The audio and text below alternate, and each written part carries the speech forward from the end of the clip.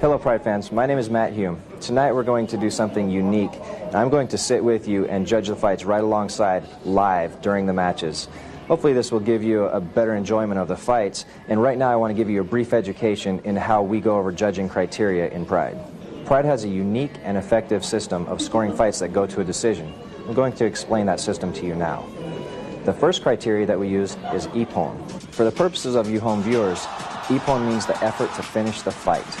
What we're looking for as judges is that the fighters display the right attitude and make the effort to knock their opponent out or to submit their opponent and to go for the finish in the fight. The second criteria that we look for as judges is damage. When the fighters are striking effectively, they will create damage on their opponent with either one strike or the accumulation of strikes. Now, we also look for damage from submission. If a fighter gets into a submission hold position but miraculously escapes that position but suffers damage, then we will award the fighter who placed in that position with a damage point. The third criteria that we use here in Pride is combination and ground control. Combination points are scored by the fighters throwing effective striking combinations while on their feet, and ground control points are scored when the fighters take it to the ground, pass the guard, and get positions where they can do damage from. They get points for the effort and achieving those actual positions and making those good combinations on the feet.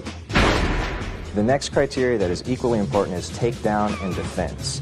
Now, some of the fighters in Pride are wrestlers or takedown experts. They come from judo backgrounds or other martial arts that are unique in their takedown ability. When they achieve takedowns and show superiority in the takedowns, we award them points for that. Now, if the fighter stops them from taking them down, they are also awarded points for that. The next criteria is aggressiveness. Pride really looks for the fighters to finish the fights to create exciting fights for you fans. Now, aggressiveness is a criteria that we use that is similar to ippon. However, aggressiveness is in general, whereas ippon is specific aggressiveness to finish the fight. One of the things we do here also that's a criteria in Pride is a weight point. Now, if there's a difference of 10 kilograms, for you in the United States, that's about 22 pounds.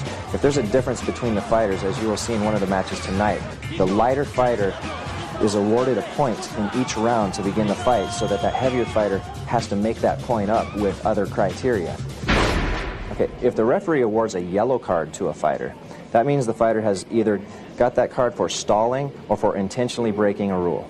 Now, if it's a stalling call, you'll see the hand come up from the sideline judges as well. And when the referee gets confirmation, he will bring those fighters to their feet and give the appropriate fighter the stalling call. That's a point deduction. The fighters will resume the action again, and hopefully they won't stall again.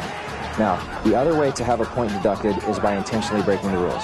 We take rule breaking very seriously at Pride. We want to see sportsmanship and we want to see good action. So anytime a rule is broken, the yellow card is awarded, and it's possible that a red card can be awarded also, eliminating that fighter from the fight. Tonight I'll be joining you fans for the second and third fight, and you'll have the opportunity to score the fights right along with me. When I see the criteria come up, I'll point it out, and if you want to keep the score right along beside me, we'll be able to compare notes, and hopefully that will add to your education and enjoyment of the fights here.